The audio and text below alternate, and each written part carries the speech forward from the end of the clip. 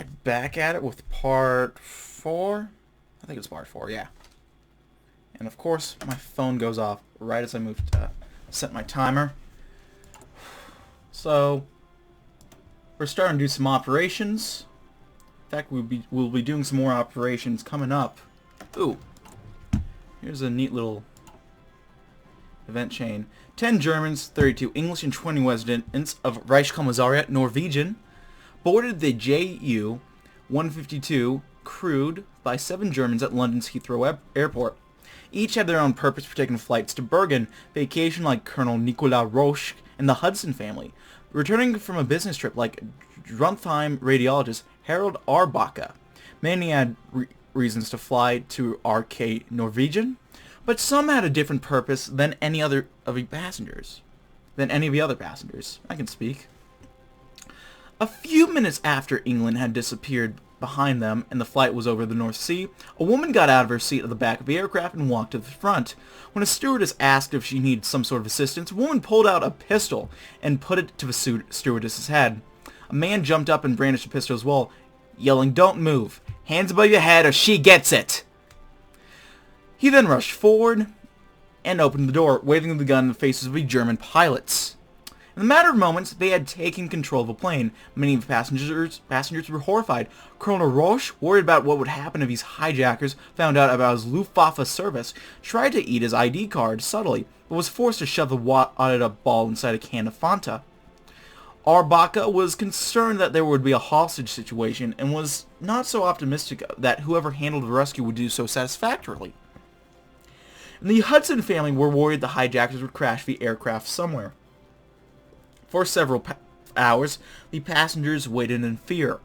Unknown of the plans the hijackers had made, some proposals to rush the terrorists were discussed independently, but they were discarded. It seems like all they could do was wait and guess what would happen. Nobody knew where they were heading exactly, but someone overheard what the man had told the cockpit.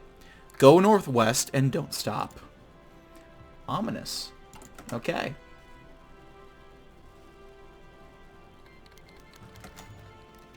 Robin Gill, an air traffic controller in Newcastle, noticed one of the dots on his screen had begun to move from its original direction quite suddenly.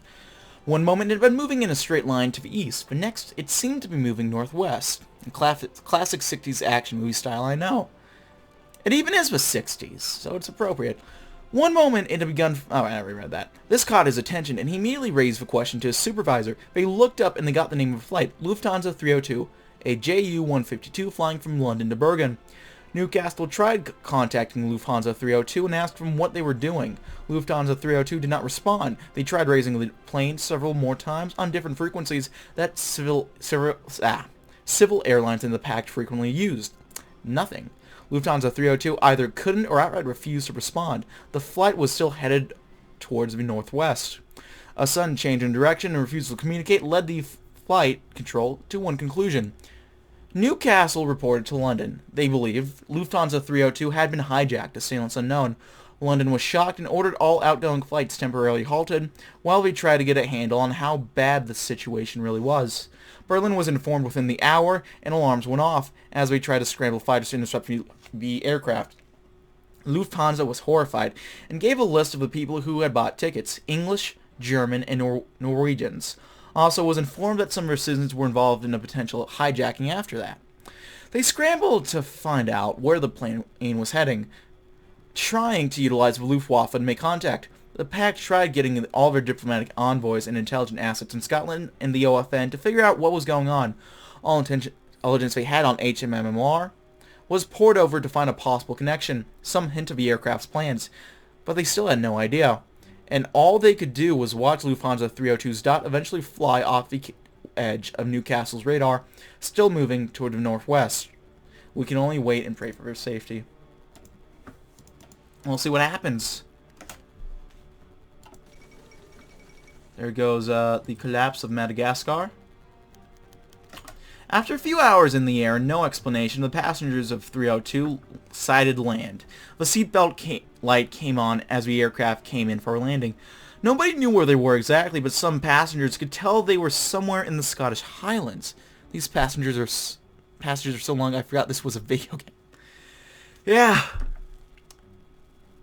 Scottish Highlands. One insisted the city they passed over was Aberdeen. When it landed, Lufthansa 302 was directed to stop on the tarmac outside of the main terminal, where police officers were waiting for it. Many passengers worried that they would be in a lengthy hostage situation that would end with a deadly police storming. These fears were alleviated when the hijackers surrendered soon after landing, giving themselves and the daughter of a woman over to the Scottish police. Soon after, a group of police and diplomatic officials boarded the plane. They informed the passengers the hostage situation was over, and the hijackers merely intended to use the plane as a method of entry into Scotland. The plane would be allowed to continue into Bergen in a few hours. However, if any passengers wished to remain in Scotland, they were welcome to do so. This message was repeated in German and Norwegian for the other passengers. Immediately, a young Norwegian couple stood up and made clear their intention to defect. This provoked the ire of Colonel Roche, who made a mental note to report the couple to his superiors as soon as he got off a plane. This action had a different effect on the Hudson family, who discussed in hushed whispers the benefits and disadvantages of getting off the plane. Eventually, they decided to do what they thought would be best for their children and got off a plane as well. Many people on the flight did not jump at the opportunity, however. Harold R. Barca was one of them, concerned about such a massive disruption to his life. Everyone he knew was on the other side of the curtain, and so was everything he owned. And yet, there would never be an opportunity like this to get out from under the German jackboot, to start his life anew in a free country. Before the last Scottish official left the plane, Harold got out of his seat. Freedom is a risk worth taking.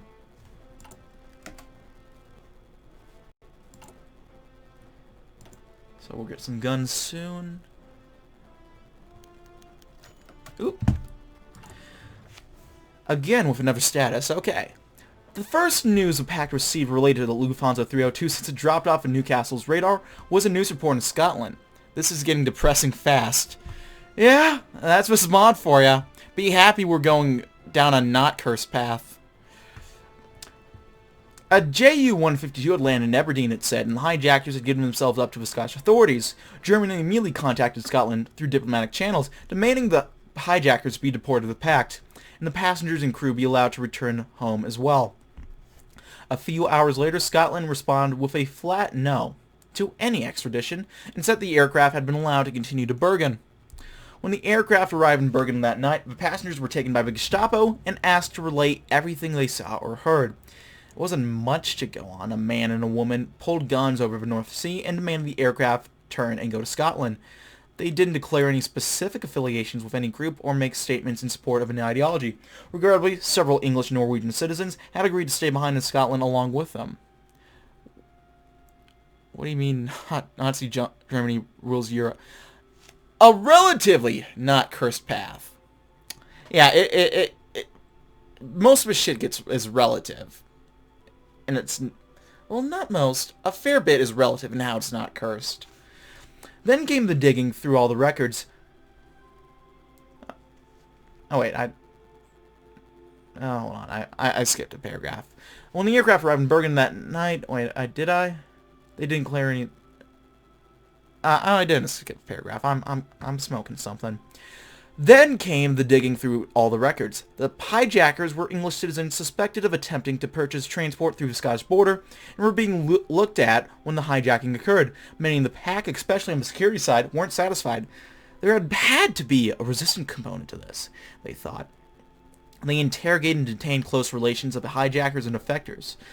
But they were just as shocked as everyone else. The English resistance didn't seem to step up their activity after the attack, and no other copycat hijackings occurred at the same time. This is the theory of Hoyle relativity. Thank you, Einstein, indeed. Yeah. As much as some didn't like it, the taking of Lufthansa 302 appeared to be the result of a desperate pair of disaffected English, not part of a wider terrorist plot against the Reich. I mean, that can't be right, can it? Himmler? I don't know if it's him or not. You never know with him. I think he's looking into these other guys. So I doubt it's him. But I guess you never know.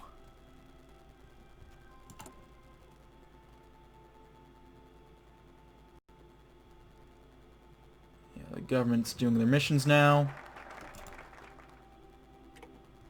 So let's get working on Operation Bad Morning. It would be easy if we told ourselves that the traitors were all rotten from the start, but that isn't so, no matter what some of the Reds think. Sad fact is that most of the lads we fight don't know better, which is why it's all the more important that we get the ones who knew what an occupation of England would mean and went ahead anyway. Gerald Templar fought with distinction for Britain in the First War of Germany. Shame he couldn't have kept his spine for the second. Bastard was among those who signed the treaty, and no matter how many hints have been dropped his way, he's never shown interest in the cause. It's a big risk, but we know his driver, and if we can smuggle a present into his car, we might just strike a blow for all the world to see. I think we got so many words. This is a very story-heavy game, mod.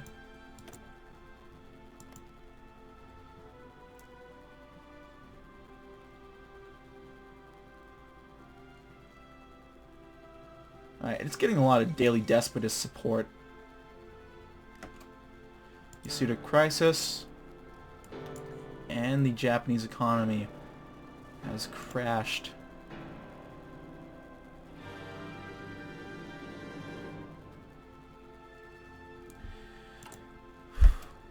What are the ideologies in this mod? We got... Okay, let's see if I can find a country with all of them. Comey. There we are. Okay, there's social... For the democracies, you have social, market, liberal, and conservative, and authoritarian.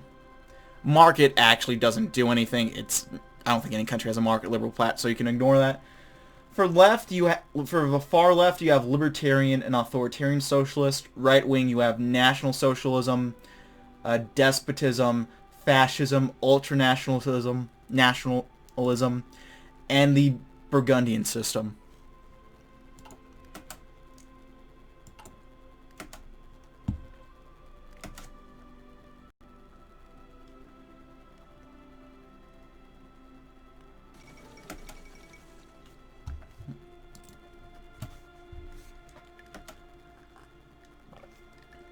So you got a fair bit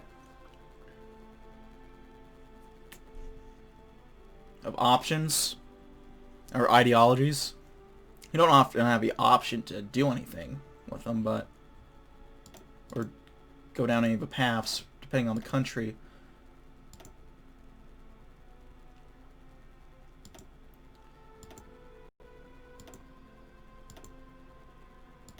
I mean, shoot, we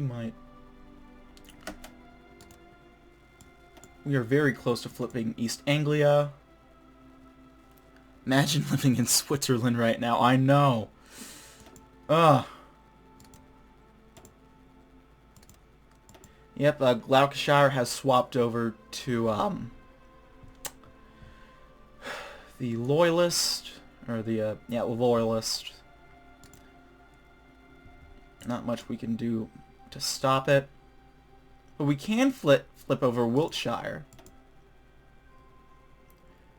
We'll boost Sussex.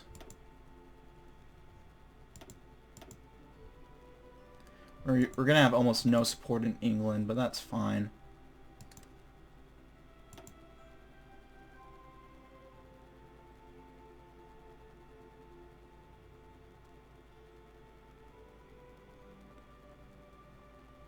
I think we just abandoned. We are blue. We are blue. We are HMMLR. Alright, we got our guys, of course.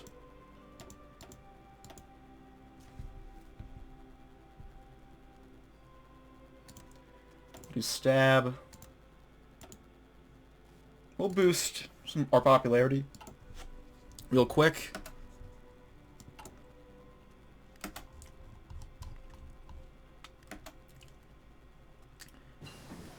Military construction 2 is done.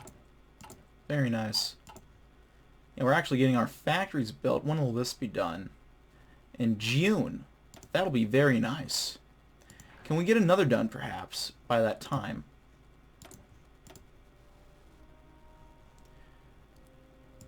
Artillery. Let's get field hospitals, I suppose. Can't really do too much with all that, but what are we going to do? Okay, Operation Bad Morning. Let's go ahead and commence that. So notice right now, if we open, we have two field marshals, Gerald Templar and Bernard Montgomery. Operation Bad Morning is supposed to take out Gerald Templar. So that's pretty neat. Alright.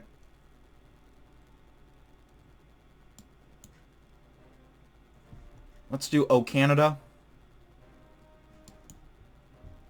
Then we'll do lookup. I think we'll skip inspection because our stability in East Anglia is nowhere near or close enough to do it. And then do loud and clear down the rabbit hole. Start messing with them. Oh, Canada. Canada is famously the home of the reactionary monarchy, which opposes the fascist monarchy, which one might suppose is an improvement of sorts, but more importantly for the left resistance, and by extension HMMLR, for Labour Underground has significant contacts in the former Dominion. Most of the support is political, legitimizing our struggle with the exile community and Canadian government, but a significant amount of our artillery support originates from Canada as well.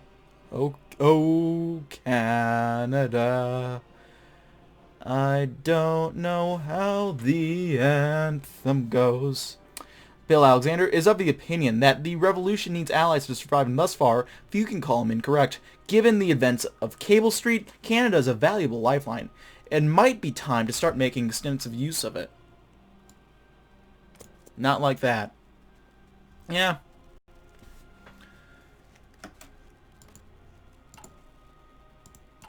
Oh no, I need to watch more J.J. McCullough to understand the national anthem.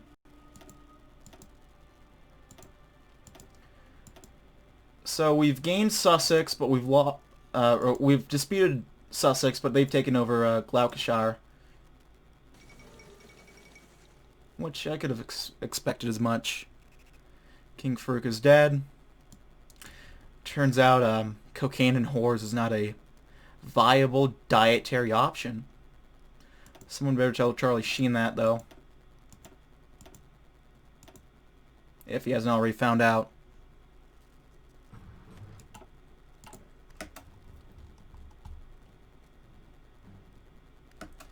We're running out of guns. We might just want to do an arms deal.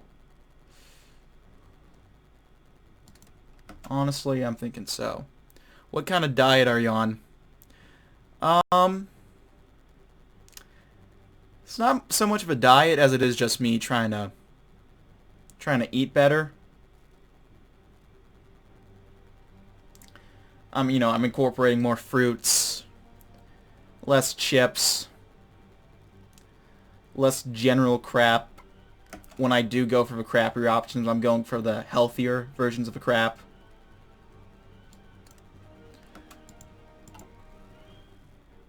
I mean, I had a... Oh, on your... on the comment?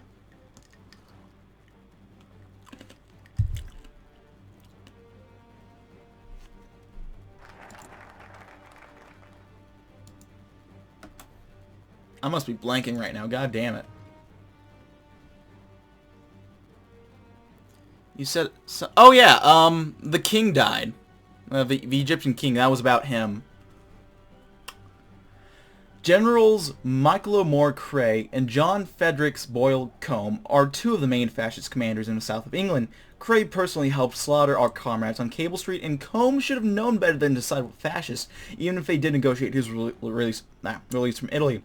Alexander is given the order. Both are to be eliminated, and Edge Birch's friends in intelligence, Philby, has some information that might be of use. The two tend to work together and occasionally congregate with several friends in a small country manor near Oxford to discuss the situation. So it happens we've liberated a stock of dynamite, and the manor has a basement. If we get lucky, they won't be leaving the building alive. That sounds like Inglourious Bastards. Now that one scene, with three mountains versus the English 3 versus the German 3. Or is it German 3, English 3? I forget how it goes.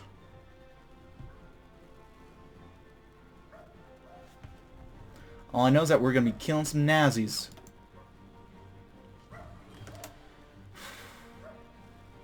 think with this, we've got East Anglia, boys. We've lost Newcastle, and we've gained it back. I was momentarily worried. Ulster Province, not for long.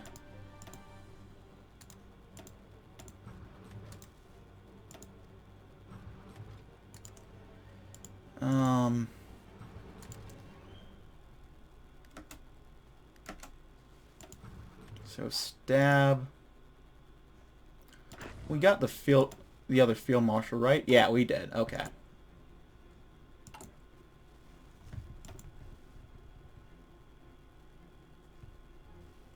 Yeah, go ahead, man. I'll still be here. Stab should be fine there.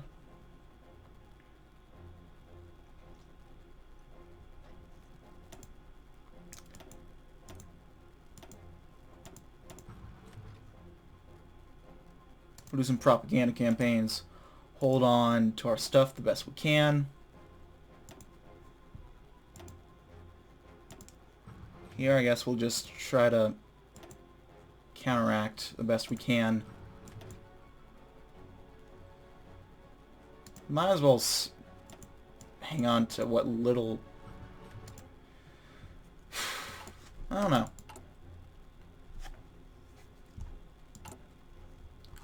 We'll be getting some arms soon enough.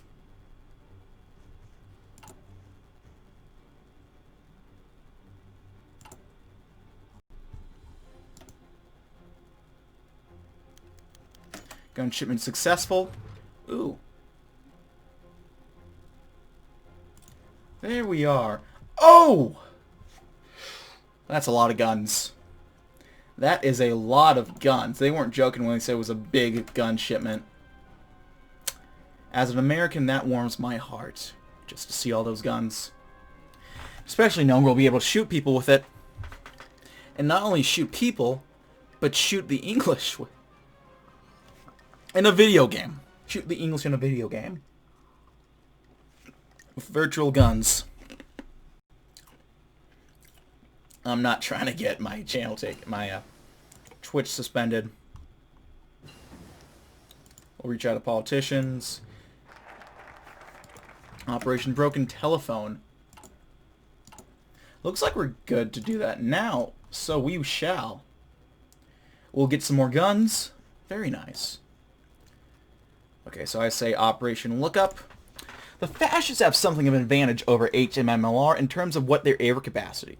In terms of our air capacity, we rely entirely on what few pilots are sympathetic to the revolutionary cause within the RAF, whilst they have the bulk of the Air Force under lock and key. Of course you come back when I say that. On top of that, we've been tasked by Auchinleck with removing one of the more competent fascist generals, a Michael Carver, from the table.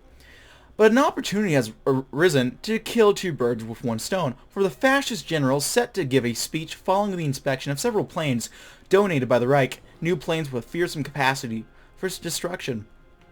The revolution would be well served to be rid of them, and a few sabotage engines and a kill team among the air crews should take care of the fascists and aircrafts alike. There we go. Research slot available. We'll go with that. No more industry. Probably some logistics if I had to guess. Or if I had to choose, which I can. And I have to, so might as well go with them.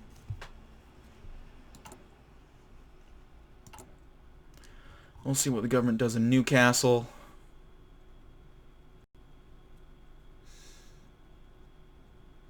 We can contest Newcastle at this point. I honestly think it's a good idea if they go for anything other than support. It's good for us, and if they go for our popularity, it's not bad for us. It's just gonna be more annoying to deal with. Yeah, see, they swapped over Anglia, but we got it back. We'll have the Midlands soon enough.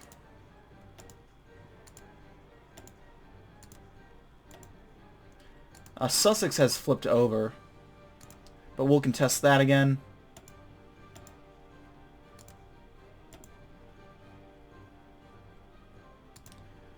Counteract there the best we can.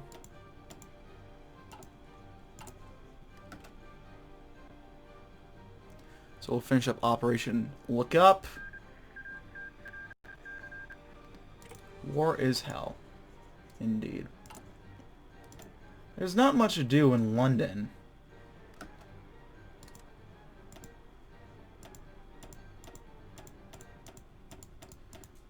Alright, we have Yorkshire.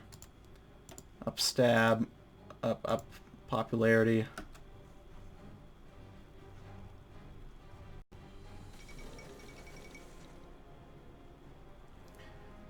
Terror for the sake of love. Operation Look Up. You know what would be funny? I don't know what would be funny. You tell me, man. Operation Loud and Clear. Bernard Montgomery was once our greatest champion. Now he is a symbol of a collaborationist regime second to none. He signed the treaty with Germany following the fall of London and was a man who ordered Auchinleck to lay down his arms personally. His death is not something that can be argued against. It must happen and must be done swiftly. The man might be old, but he has a fearsome mind for tactics. Montgomery intends to take a brief trip to Cornwall to reconnoiter with the garrison command there. It is up to HMMLR to ensure that he never reaches that destination. As a final note, Auchinleck has requested that he not suffer unduly. No. Well, I guess we have to take him out.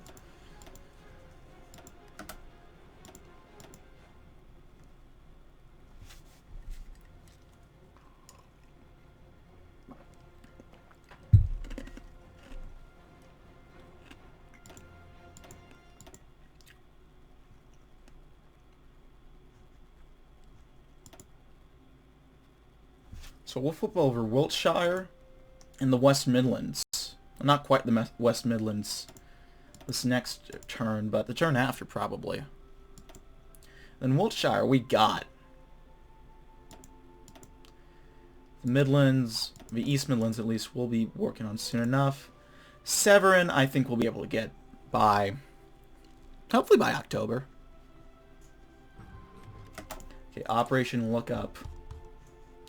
We gotta get that going. So we have some moderate relations with the OFN. I won't tell you because I had no punchline for that setup to take it. Oh wait, wait.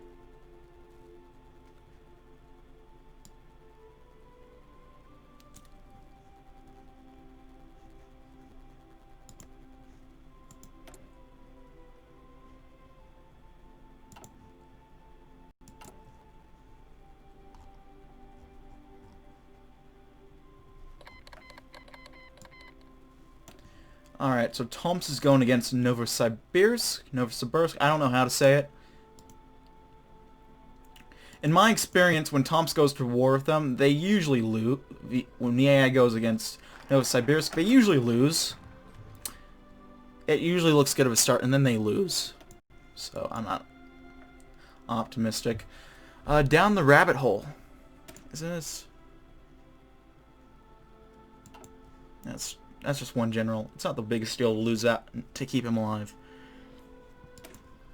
Bill Alexander has operated in the south of England for longer than just about anyone. He knows the lay of land and has explained to the HMMLR High Command that it is impractical just to throw him in at Cornwall and expect to get anywhere. A careful approach must be taken to neutralize him, subvert the men, kill the competent, bribe the weak-minded, and sabotage what we cannot steal. This approach has its limits, of course, but we might be capable of getting more in the long term this way. If we get the right sort of people on our side in Truro, we might even find an opportunity to deal some permanent damage, the kind even a soulless German cannot recover from.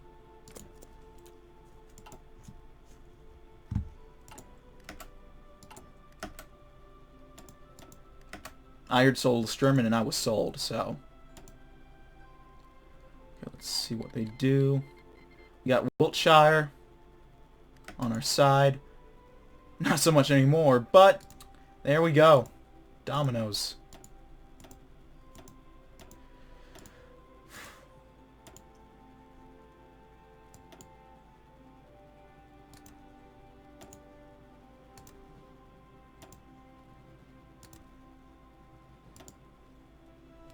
What else? We got Gloucestershire.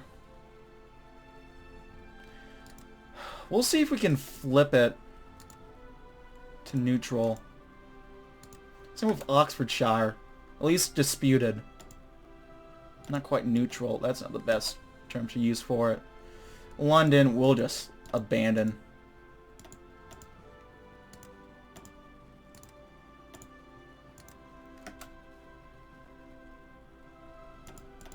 Put that popularity back up and running. We'll take the West Midlands in the next couple of turns. Oh yeah. I remember we had one of the generals equipped for our guys, and he's dead now. Bastards. Ah yes, quite. Ah yes, comparing Germans to the soulless bastards. Continuation of the one before it.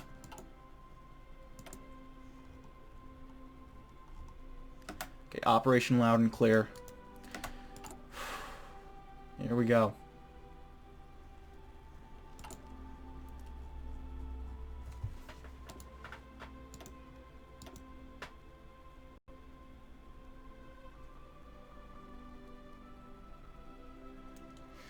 There he goes.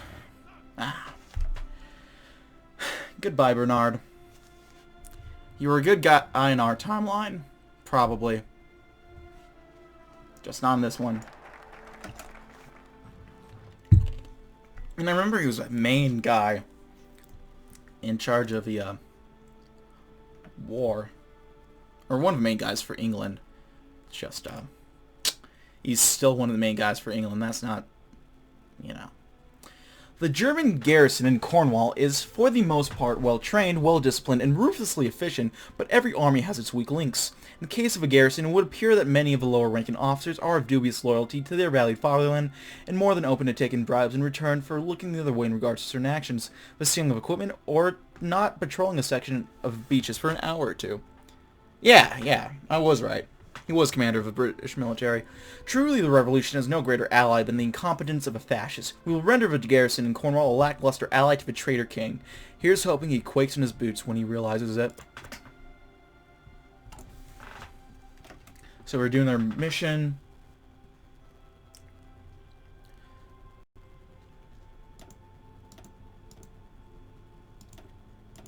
We might have more support in West Anglia than we do our starting provinces, actually. That is hilarious.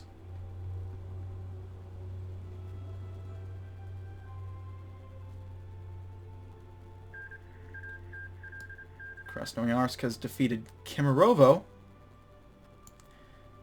Okay, so all the countries with focus trees are losing their stuff.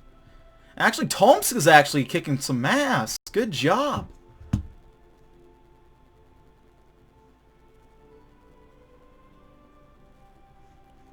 Oh wait, they'll lose it somehow. I know how the AI works. There we go. East Anglia. We lost Midlands. We lost Sussex. Or we didn't have it to begin with, but we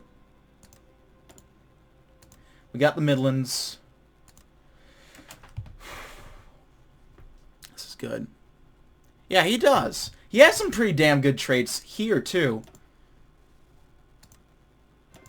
So, I mean, he'd be on the opposite side, so it's a good thing, you know, we had to take him out. Yeah, I probably jinxed it. We'll see.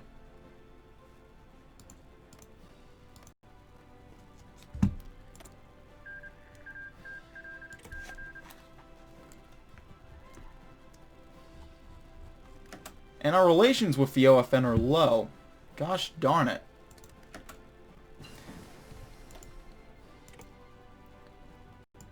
Artillery base bleed, pay them enough, and remove the rest. Sometimes it pays to be direct. For every officer who's willing to take a bribe, there exists one who represents the peak of Germanic efficiency. As such, Alexander has formulated a solution to the problem. We shoot them. Well, shit, why didn't I think of that? Well, not just shoot them. Bombs, car accidents, and accidental doses of cyanide in the sauerkraut, maybe a fake suicide or three. In the end, as long as they die, we won't ask how. perhaps it might be prudent to just make a few vanish outright and scare the more cowardly into deserting. It's a problem solved at any rate, something Auchinleck should be very happy about indeed. I know, big brain ideas right here. Who came up with that? Shit, Bill Alexander is a genius.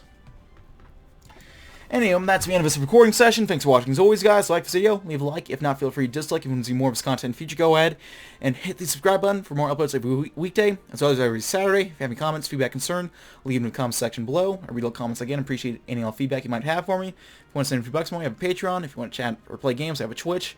And if you just want to go ahead and watch this stuff live, Twitch, down link below. We can chat and just have a grand old time while I'm recording. Like I am with my man Alpha Storm, isn't that right, dude? Anyhow, thanks for watching as always, guys. My name has been DB333, and I'll see you guys next time. Hey, goodbye.